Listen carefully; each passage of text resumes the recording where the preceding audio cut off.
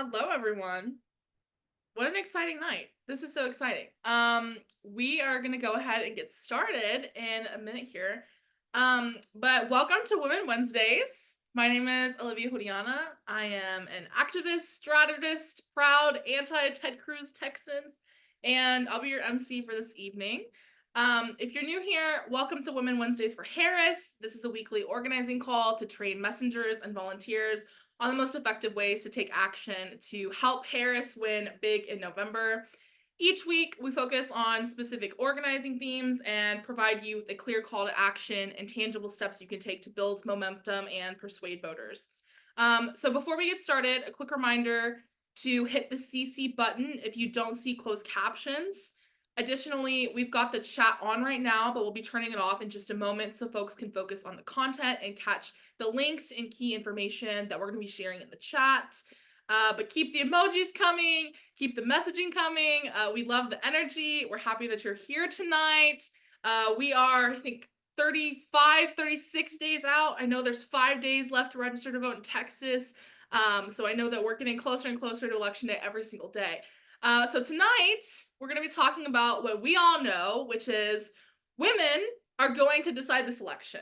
We're also going to talk about polling and give you some tools on how you can talk to your network about the polls as well.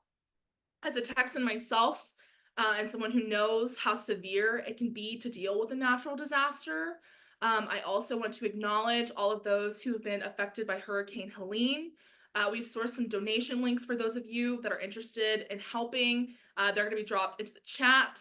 And our thoughts and our prayers and our resources are going to be going to those people who are affected by this through those donation links. I know what that's like growing up here in Texas. I've been through several severe weather disasters, especially in the past year. It's gotten worse and worse, which is why we need to elect politicians who actually take climate change and severe weather seriously. So that being said, I do want to take a moment to introduce myself to all of you and share a little bit about my story so that you can get to know me a little bit more.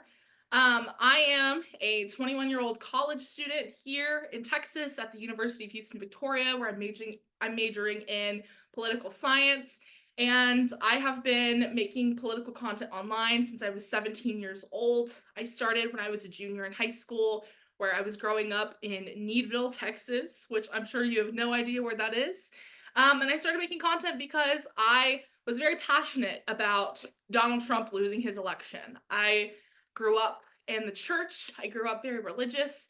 And when I was in high school, I watched as this man used my religion and my holy book to justify gassing protesters in Washington, D.C. And I was so disgusted and just so hurt by this that I started making content on TikTok about why young people should be involved, why they should vote in the election, even though I wouldn't be old enough to vote myself in the 2020 election. And from there, I kept making content. But many of you probably know me from the interaction I had with Congressman Matt Gaetz back in 2022.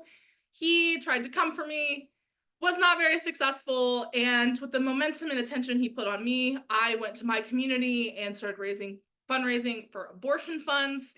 And within a week, thanks to, I'm sure many of you who are watching this call, we were able to raise $2 million for 50 abortion funds across the country after Roe v. Wade was overturned.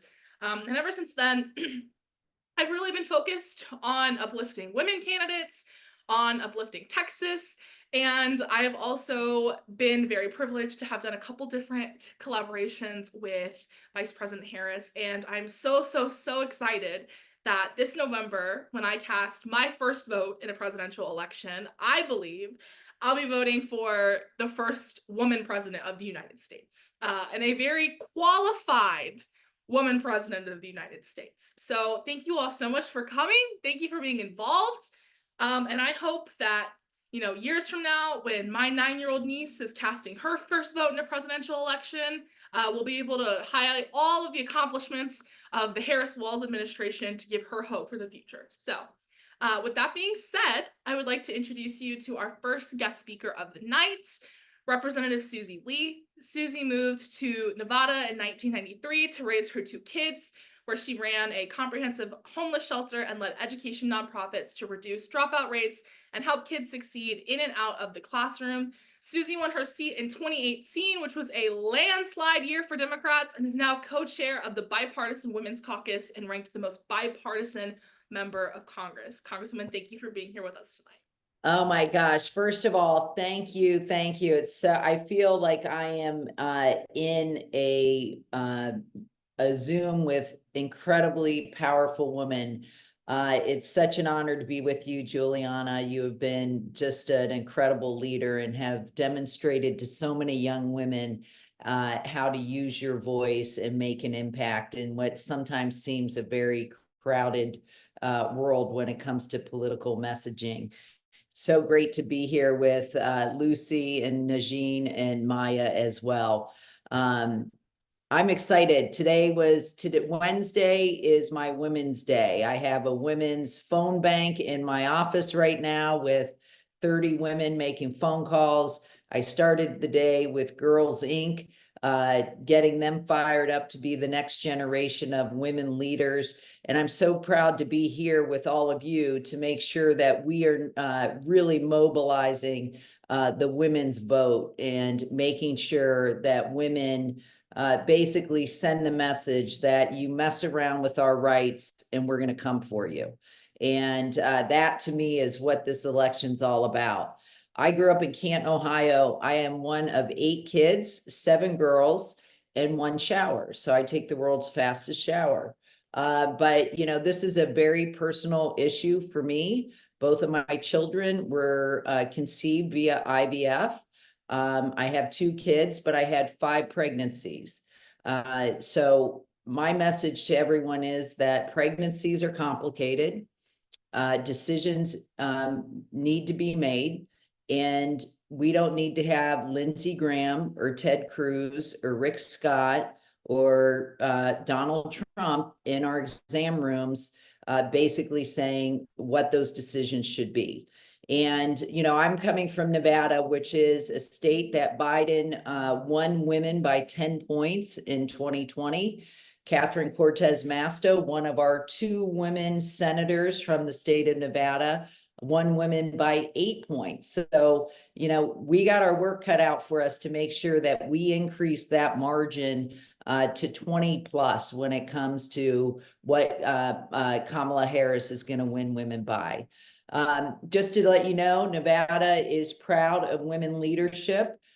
We have a women majority in our congressional delegation. I'm joined by Dina Titus, Jackie Rosen, Catherine Cortez Masto, a woman majority Supreme Court, and a woman majority state legislature. So we take the lead when we know that women need a seat at the table. And the one seat that has been missing is the presidency. And that's why this election is so exciting, to make sure that Kamala Harris becomes the first woman president in our country.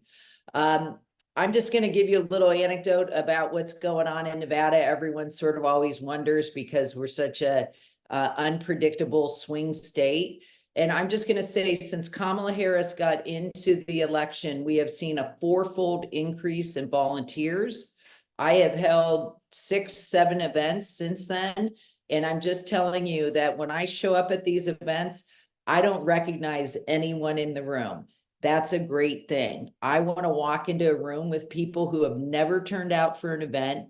1 in 3 of my prospective universe voters have never voted in an election before. So there is an incredible enthusiasm. And by the way, my prospective voter profile has shifted from above the age of 55 to below the age of 45. So our young women understand what is at stake in this election, and they're going to turn out and not only elect Kamala Harris and Tim Walz, but make sure we can hold on to the Senate. Okay, I'm not writing off the Senate at all. And Jackie Rosen here in Nevada is going to win it, but we got some pickup opportunities across this country. You know, my dear friend Debbie Murkosal-Powell in Florida, she can win that race and retire Rick Scott. So we're not giving up on the Senate, but most importantly, we gotta make sure that we flip the House and give Hakeem Jeffries the gavel. And here's why.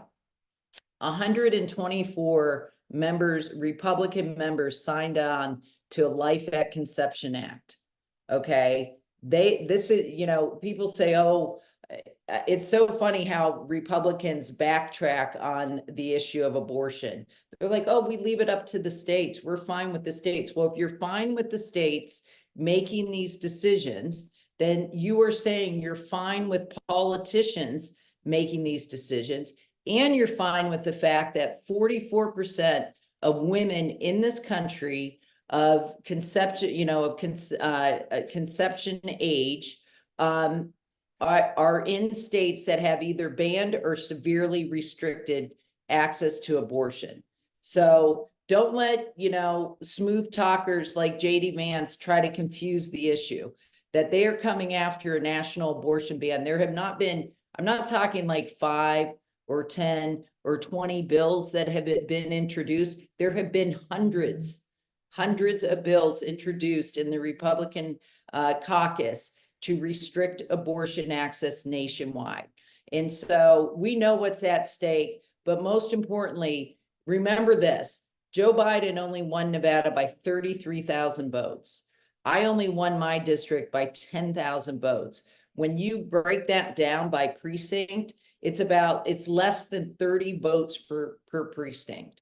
So if you're out there and you're committed to making sure we elect Kamala Harris and Tim Walz to the White House and making sure we flip the House and hold on to the Senate, every phone call you make, every postcard you write, every door you knock has an impact. And I know it's tedious work. It is tedious, but you got to think we got 34 days to the election. If you think about that, we have 34 days. If you were to connect with one voter a day in a precinct, you would push us over the edge in that precinct. So don't think that, that one vote or that one connection does not count. That's how we're going to win this election. It's going to be on the margin. But most importantly, women are going to lead the way because we have the most at stake. And it's not just about abortion rights. It's about economics, affordable housing, affordable childcare.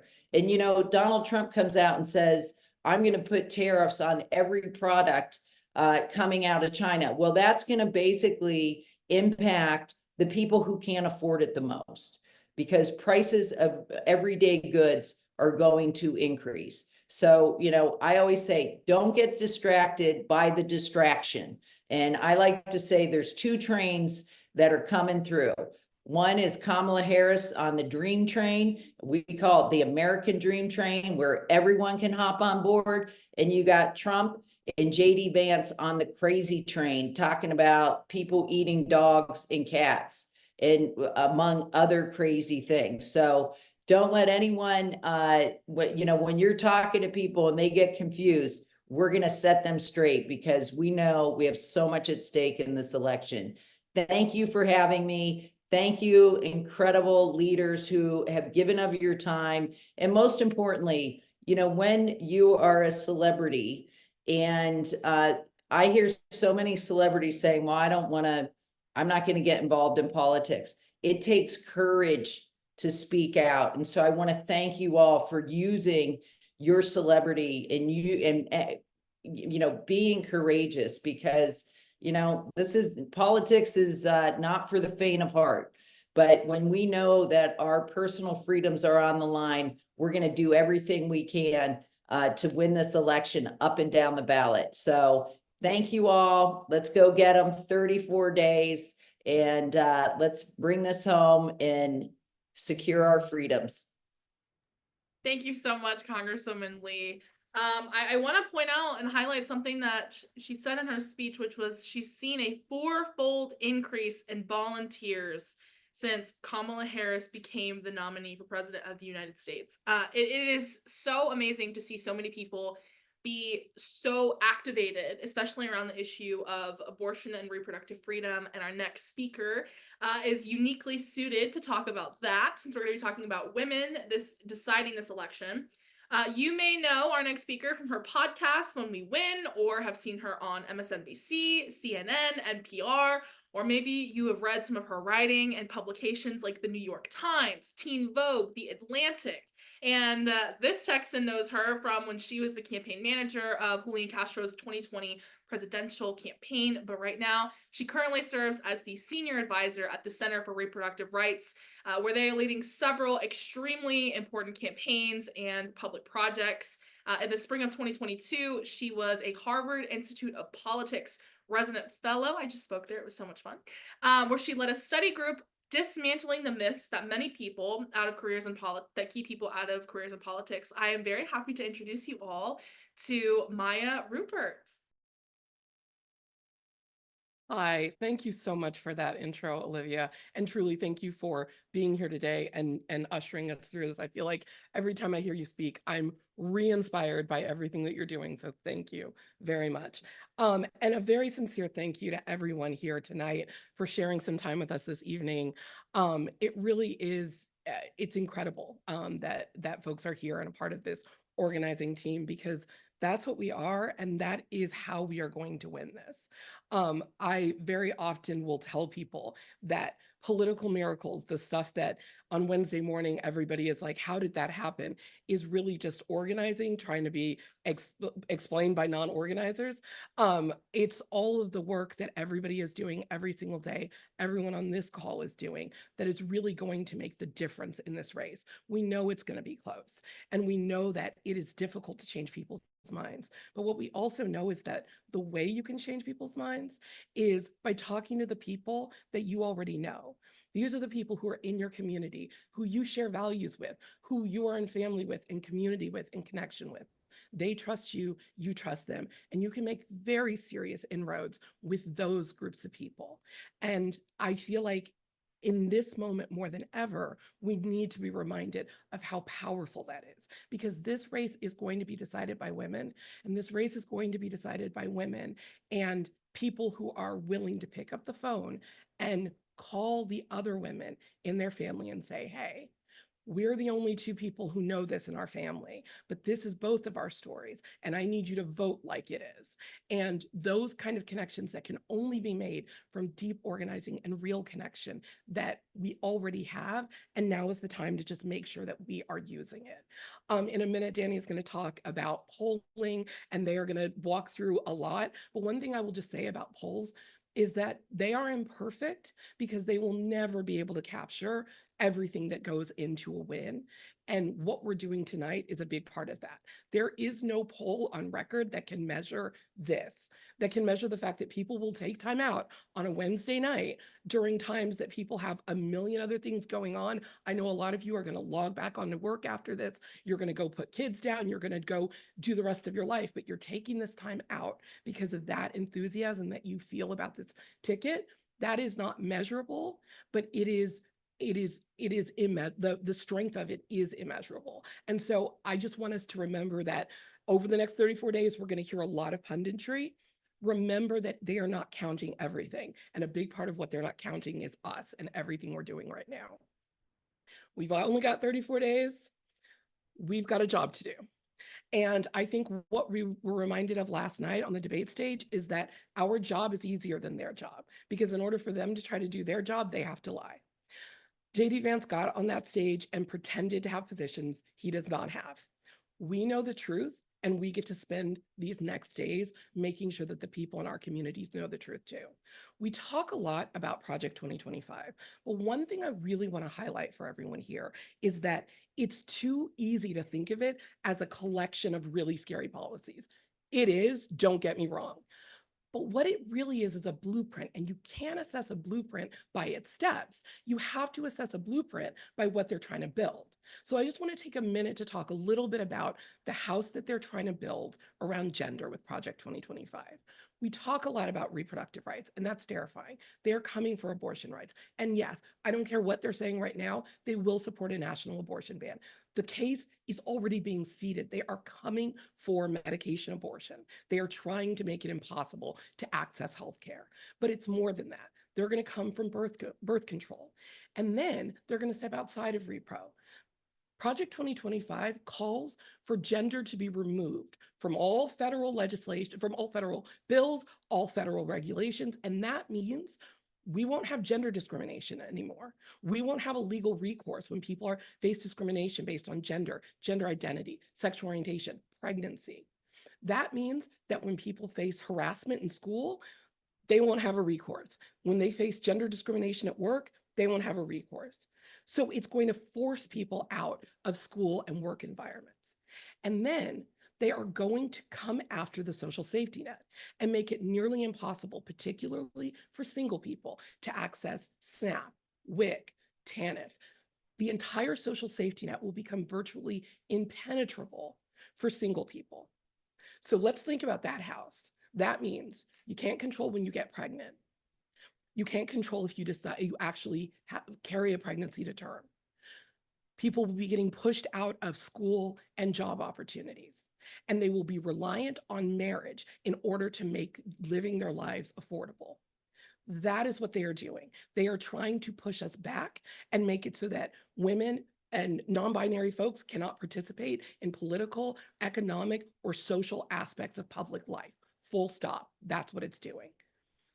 But we don't want to just scare people. We want to inspire them. So you get to spend the next 34 days reminding people that there is one ticket who is talking about affordable childcare, affordable housing, making sure that people are actually able to pay their rent, because not just we need to bring rents down, we do, but we also need to go out to the landlords that are hiking rent prices up and make that illegal. We need to go after price gouging. We need to make sure that people are being given the ability to afford the lives that they want to lead. Because when you can make a decision about your healthcare, your reproductive rights, and you can afford to have the family that you want to put together, that's when we have choice. And that's the vision that we're trying to build. I am so grateful to be in this fight with each and every single one of you. I am so excited and so jazzed to keep working for the next 34 days with you. And I am really, really looking forward to seeing all the miracles that we create together. Thank you. Man, oh man, I feel like with every speaker, I'm just gonna get more and more excited. But I wanna say Maya was right about something. Our job is easier than their job because we get to tell the truth. We get to tell the truth, and we get to tell people the good news, which is we can elect a government that wants to do great things for us and that wants to protect women's rights, women's reproductive autonomy, and wants to actually make this country a better and safer place for women. So thank you so much, Maya. And so our next speaker is going to talk a little bit more about the political landscape right now, and especially it's going to come into polling. I know something you hear a lot of elected officials who have gone through the campaign cycle talk about is the polar coaster. So our next speaker is someone who has a lot of experience with this. Danny Negrete worked in Virginia and North Carolina for Indivisible, where they have led electoral programs. And so Danny is the perfect person to talk about everything polling. So thank you, Danny. Thank you so much, Olivia. Really so excited to be here. Hello, everyone. My name is Danny Negrete, and I am the political director here at Indivisible. And that means I get to manage our electoral work. And I am so honored to be here on the Women for Harris Wednesday call for the first time. It's been great to see these calls progress and evolve since we started. And you are the people who are going to be mobilizing this majority to win over the next month. And I am so grateful to be sharing this space with you today. I'm here to talk briefly about a topic that I know we all spend a little too much time dwelling on already, and that is polling. We saw, just like Maya said, that polling is imperfect. We saw that in 2016, we saw it again in 2020 and 2022. It can't capture everything. And there's systemic problems with polling broadly. Some voters are undercounted, some are overweighted, but it does help us get an idea of where the electorate may be. So before I get into the nitty-gritty of what polling looks like today, I want to open with a quote from Michael Podhorser's opinion piece last year. He's great. And his piece was really, it came out when we were in the depths of that really negative polling swing for President Biden. This was back in like November of 2023. And his piece talked about mad poll disease. And he said that horse race polling can't tell us anything that we don't already know before Election Day about who will win the Electoral College. Now, That is not to say that polling isn't valuable. It can be extremely valuable, but we already know that this is going to be a close race, and we keep seeing that again and again and again in the polls. There's only a handful of battleground states across the country, and the polls in each of them are just a snapshot in time of only really specific chunks of the electorate. Taken together, all of those snapshots can start to resemble something like a predictive model. And if you've ever visited like 538 or listened to a podcast with Nate Silver, you probably know what that looks like. These are those models that say something like Kamala Harris has a 56% chance of winning the Electoral College. And we love to hear that, that she has a better than 50% chance. But of course, 56% chance is still pretty close to a toss-up.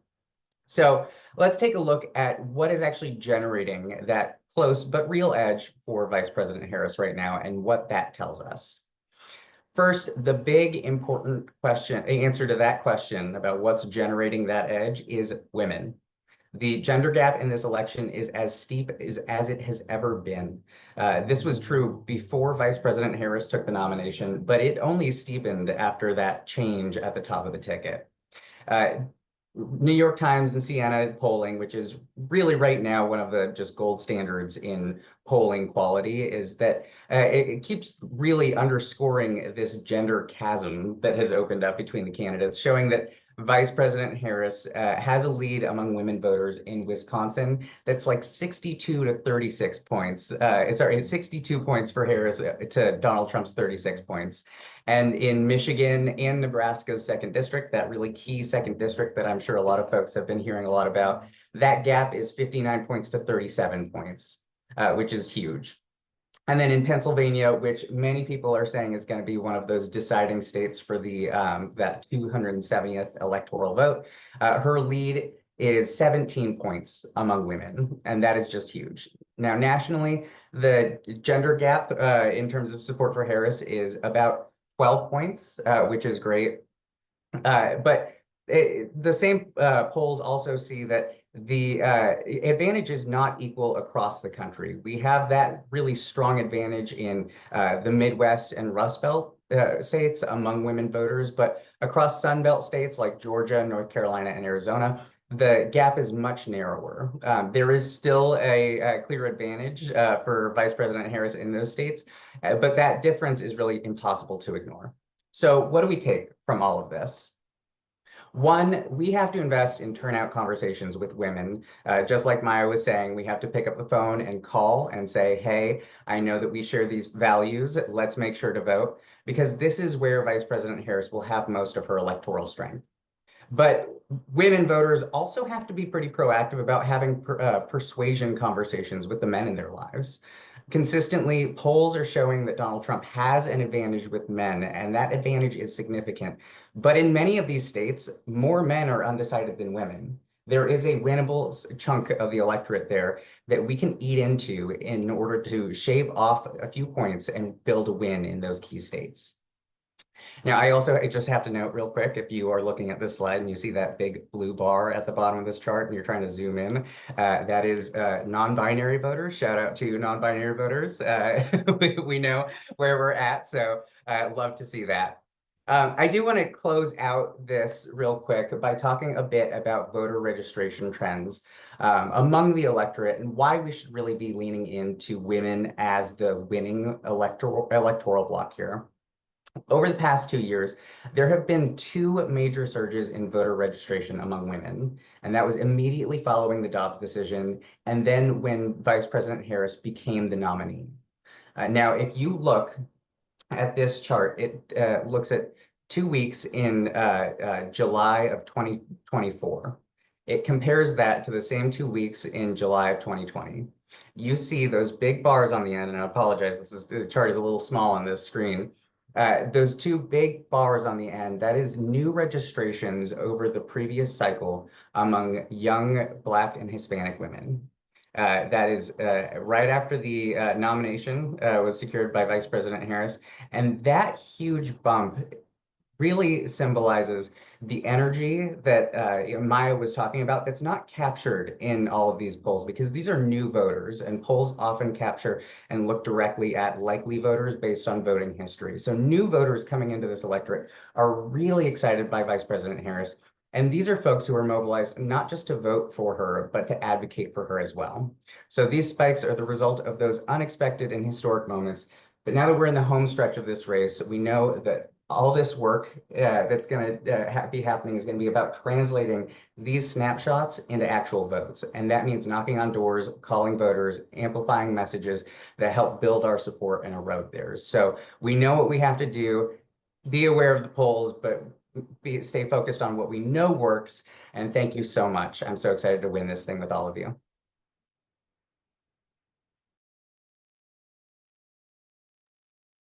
Thank you so much, Danny. And you're 100% right.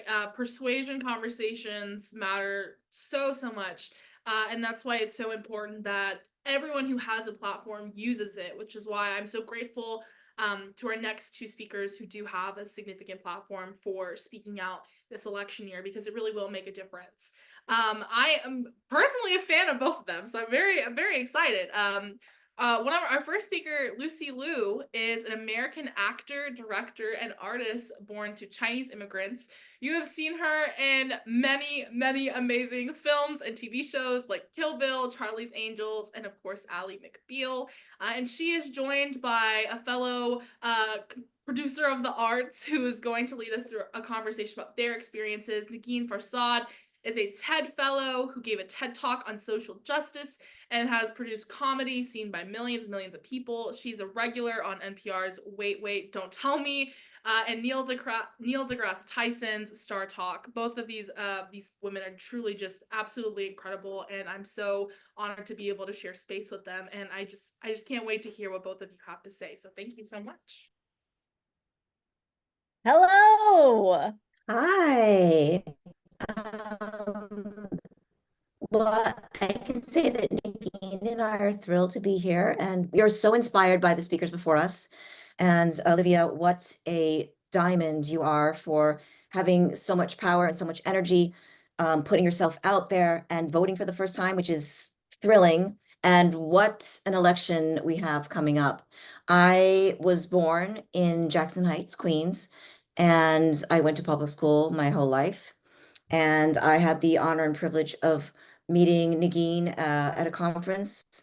And I am a mother, I'm an artist, and I'm very proud to be here supporting Vice President Harris, who I had the pleasure and honor of meeting with her and President Biden at the White House in Washington, D.C.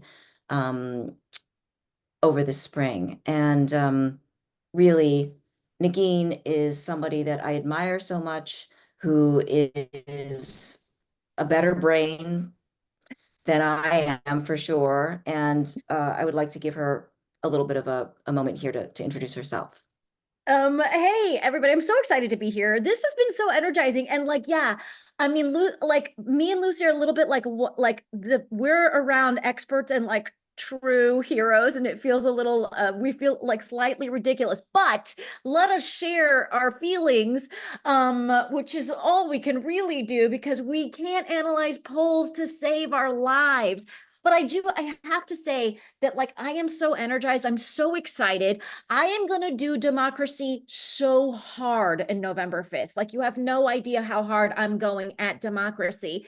And I know that, like, the thing with this election cycle is that I'm energized, I'm excited, and I also have this like large feeling of terror at the same time, which is what I imagine it feels like when you're skydiving. And so I don't know, I didn't realize that democracy would feel so much like skydiving. But anyways, this is where we're at, and we've got to use all of the feelings, the energy, the optimism, and the terror to just push everyone to the polls.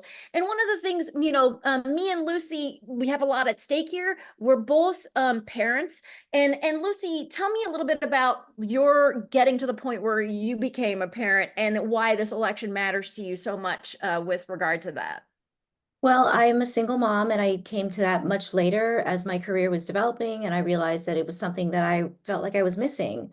So through the technology of science, medical science, I was able to have my son via IVF. And it was not an easy process, and it was not, an affordable process necessarily, but now it's being recognized as something that is a necessity, and there are a lot of companies that are formulating ways to ensure their employees and to support in partnership. And I think that is vital, because it's not easy to have a baby, obviously on your own. And it's also not easy to have a baby, even if you're in a partnership with somebody. There are so many things that are happening in our world right now, chemically treated crops, you know, things that are changing in our world and our environment that are creating health issues for women, for men, and it's creating the inability to have children naturally. And I know that for me, it's something that I'm so proud of, and I had the privilege of doing because I had the means to do it, but not everybody does. And even if, in that process, Negin, you also struggled with becoming pregnant, even though you have a husband and you have all the things available to you as well. And that was not an easy process either. So can you talk a little bit about your own journey towards having your daughter? Yeah, I mean, my main problem was just like classic shitty uterus. That was my main issue. And so I needed to, I needed to take refuge in IVF, so that I could have a kid. So we have that in common. And so I really, really feel like IVF is on the ballot. So that's one of the things that really like drives me to the polls. And then the other thing, Lucy, and I don't know, we talked a little bit about this before, but like, one of the things that happened to me is like after I gave birth, I come home, I feel insane, everything hurts, there's a baby, and then there was a bill for $2,000. And that's funny because I have good insurance, and yet I had a bill for $2,000. So one of the policies that's really exciting to me that's coming from the Harris campaign is the $6,000 credit for newborns. And if I had something like that, I mean, that would have really, people who have it way worse off than me, when you come home and you start at a deficit with a hospital bill, even though you do have insurance, it feels insane. And it's like just not a great way to start an infant's life. So Yeah. that's one of the things that was, that really kind of move the needle for me as well, in being able to support this campaign. Though who are we kidding? I'm such a lifelong Democrat. I was always going to support this campaign, but it's such a great policy. Love the policy. Yeah, and I think that the other thing to talk about is these procedures, the medical assistance, IVF, IUI, all of these things that can help people have families who are struggling. It's being threatened in several states, and this is a dangerous time to be discussing um, where we're going as women, and the ability to take away the power of women. And that is, we're going backwards in time, and this is what is so terrifying about what's happening in this election. It is, yes, very divisive, and it is a struggle, it's a fight, but we have to remember that we are individuals, and we as a community come together, and we're much stronger. If we sequester ourselves, if we isolate ourselves, we are going to be vulnerable, and we have so much power. And hearing that from the other speakers before us, and knowing that, and knowing the women that I know, and the families that I know, and the different kinds of families that I know and I love, it is time to represent ourselves and to really come out and realize that we are a strength together, and not to forfeit that because we've worked too hard, and we've come, from a history of immigration, from people coming from different countries. I mean, both Negin and our parents are not from United States. We are first generation Americans, and we are very proud of being Americans. But we need to be part of a community, and we need to assert ourselves and have a voice. Yeah, and I'm really glad you brought up the point about our parents. You know, like my parents come from the Islamic Republic of Iran. I don't know what you know about Iran, but it's like I want to say, on a you know, when it comes to human rights and women's rights and just like rights, Iran unpleasant. And one of the things that I that happened to me not too long ago that kind of made me realize how strongly I love this country and how excited I am to be an American, is a show I did in Centralia, Washington. I'm a comedian, and like I said, I'm an Iranian American Muslim, and I was in Centralia, Washington to do a show. And as I arrived at the venue, there was about 25 people there protesting me. They were protesting me because they thought that I was going to convert them to Islam. By the way, just by logging onto this call, you guys have all converted to Islam. Welcome. And so I went up to, it started raining, right? Because we're in the Pacific Northwest. I went up to them and I said, hey, you guys, thanks for protesting me. Like I'm oddly flattered, but why don't you come see the show? And then because it's raining, get out of the rain. And then when the show is over, you can come right back out and keep protesting me. And then they thought about it and they said, no, actually, we'll sit in the lobby. Is that cool? And I said, yeah, absolutely. Get out of the rain, you know? And so what I thought was really beautiful about this moment was that I had every right to perform and they had every right to protest me, because in the United States, we have a whole bunch of rights. And I think sometimes it's harder for us to remember how many rights we have. And when your parents come from a place like Iran, a place that I've traveled, a place where I've seen people, police with AK-47 stopping me on the street and telling me that my glasses were too fashionable. Thank you, but that was scary. I feel like I have a stronger sense of the rights that we have. I'm reminded of it more often. And so whenever you feel these like moments where things seem kind of like down, I like to think about those protesters and me performing, and we both had these rights and they played out beautifully. And so just in closing, Lucy, I mean, what do you want people to remember and think about as they go to the polls? I just want to remind them that this is a historic time for us as a people, and to understand that this is not something that is going to be, washed over and everything's going to be fine. This is a very, very significant time for all of us, and it's a dangerous time, and we have to pull together and let go of these ideas of what other people are and really speak to each other. I think, Negin, you had a really great example of, they didn't want to go and see your show, but they had the right to protest. I think that you're still existing in the same space, and to understand one another and to allow that, because we're not always going to agree on everything or anything for that matter. But it doesn't mean that we have to take physical action towards somebody, or, or towards their families. There is a unity and a connection that we have to find within ourselves to really make the best of our lives. Economically, we want to thrive. We want to be happy. We are here for a time on this earth, and we have that great gratitude for that. Spiritually, that's what I really believe.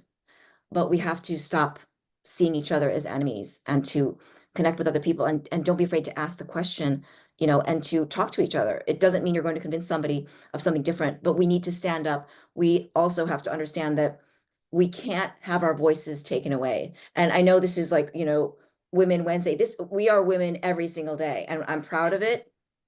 And I want everyone to know that Wednesday is every single day, because we are here uniting together, and we cannot allow each other to go down. If you see somebody falling, reach out, grab their hand. It's so important to be vulnerable, but also be strong for others. Beautifully put. Thank you so much. Wow, what inspiring and touching women. And you both make a great point about this being a historic time. And that is true. This is a historic time because we have the ability before us to either make history or to relive the worst parts of history. And as Kamala likes to say, we are going back. So thank you both so much for your time and for sharing, honestly, just pieces of your heart being here.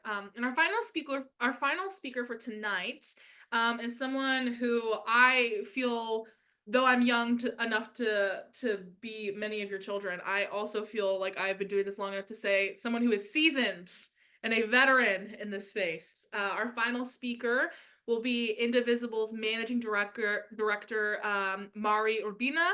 She is a progressive leader with 15 years of experience in Senate leadership and high-profile electoral campaigns in the progressive movement. A trooper who has no doubt made some real positive change in this country. So thank you so much, and I can't wait to hear what you have to say. Thank you, Olivia, and thank you to all of you for being here tonight. Listen, word on the street is that this is a group of badass women who are very serious about winning, which tells me you're very serious about taking action. So I'm here as your action-taking guide. I'm here to offer you a buffet of options that you can do starting tonight. I know this group is about converting vibes into votes.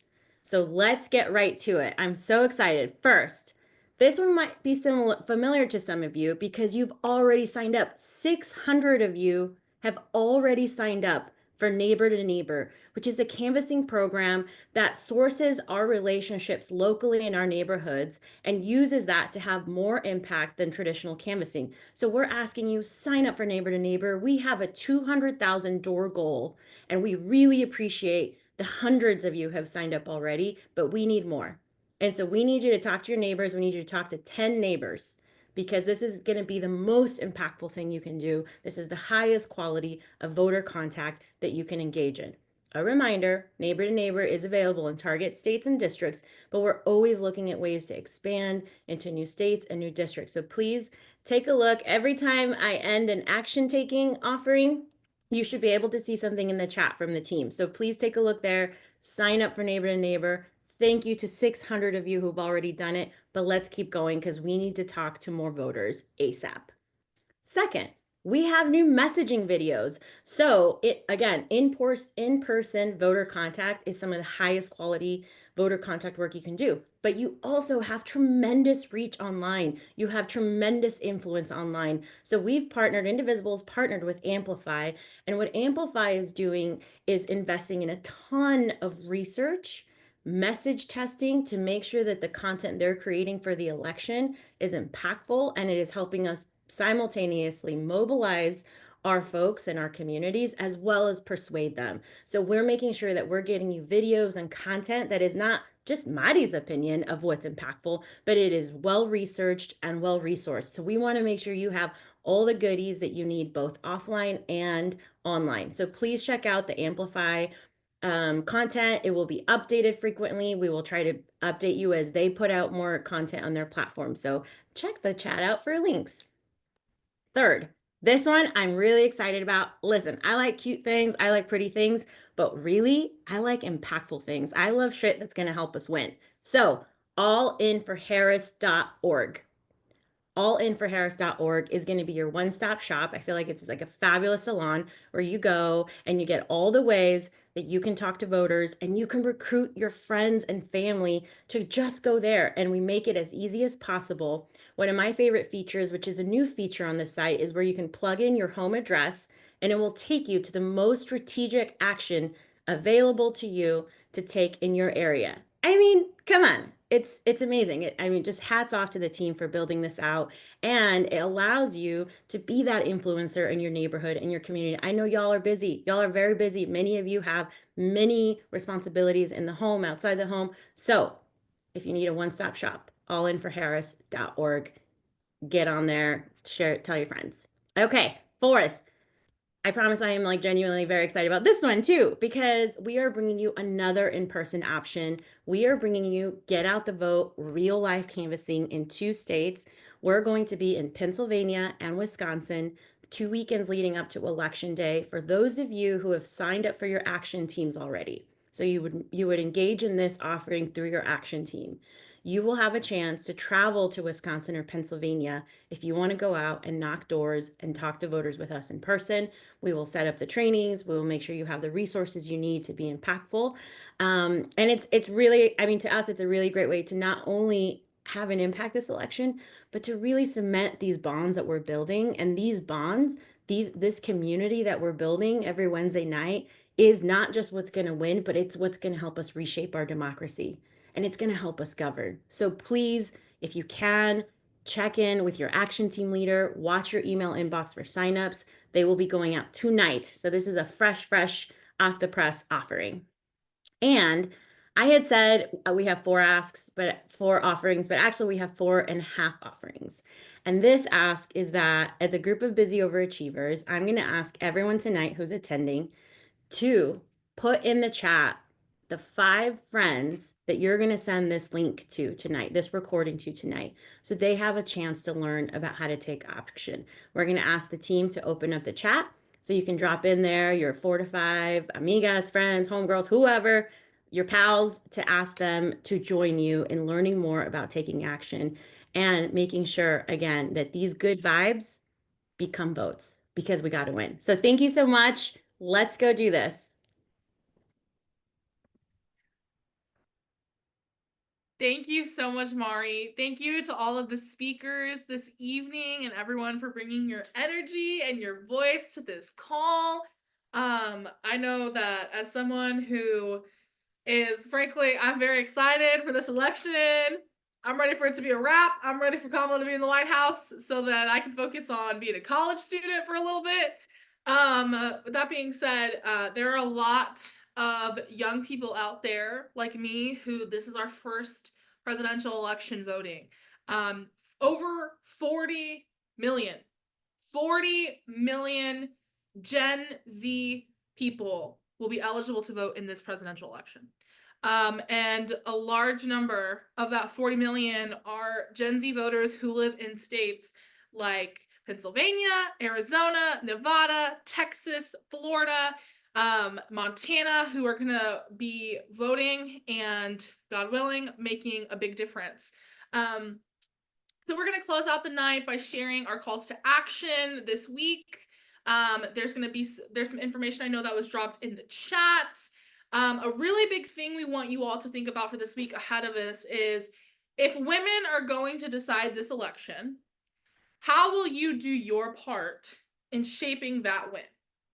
Who are you around that could use a nudge or even a hard conversation? And I think a really great thing that we should also be encouraging people to do is, if you can, vote early. Vote early. Vote as soon as you can. I'm going to be voting the first day possible for me here in Texas. And I have personally already started having some of those conversations that we were talking about. You know, earlier in the call, it was talked about how there are a lot of women who have energy. A lot of women are very decided that they're going to be voting for Kamala Harris, but there are a lot of undecided men out there too. I actually have had conversations with both of those people in my family. I have a sister who is not very politically engaged, who now this election year, she moved back to Texas. We've got her registered to vote. And after a lot of conversations, my sister, who has tended to be a little bit more conservative, she is registered. She's voting for Kamala Harris. She's voting for Colin Allred. And she's voting for down ballot Democrats as well. And my dad is a lifelong Republican. My dad is somebody who voted for Donald Trump even in 2020. And this year, my dad is voting for Kamala Harris. And so I know how difficult some of those conversations can be, because I've had those conversations. I have had the research and the talking points, and I know that it might feel intimidating, but at the end of the day, we're having conversations with people who know what it's like to live in this country, who know what it's like to be a woman in this country, or in my case with my dad, who know what it's like to have daughters who are women in this country. And so, you know, when I go and I vote this November and I go to the polls, I'm not going alone. I'm going with my dad, going with my sister, And I'm going with the tens of millions of American women who want to protect our democracy, who want to restore reproductive freedom for the millions of us that live in states with abortion bans and abortion restrictions, and who want to make sure that we're putting our country on a path forward and that we are not going back. So this week, find that person in your life who needs that nudge or maybe even that hard conversation. Share your story with them, talk about why this matters and what kind of impact they can have, to show what kind of impact you can have, because we know in some of these states, it's just going to be a few votes that make the difference. And of course, don't forget about door knocking, dialing, talking to voters in other ways. For your additional call to action this week, we invite you to visit allinforharris.org, allinforharris.org, allinforharris.org. I'm going to say it 3 times. If you're from Texas in the Harris County area, you know why that is. This is an amazing new resource that allows you to plug in your address and be directed to the most strategic action available based on where you live. We're also going to be resharing the link tree, which has links to upcoming calls, past recordings, additional ways to take action, and more. Don't forget to make sure that you're registered for next week and bring a friend. And that is it, y'all. I hope that you have a great week. We will see you next time. And we got 34 days until we make sure that Kamala Harris is the next president of the United States and we make history. So let's go do it. Thank you all so much for coming.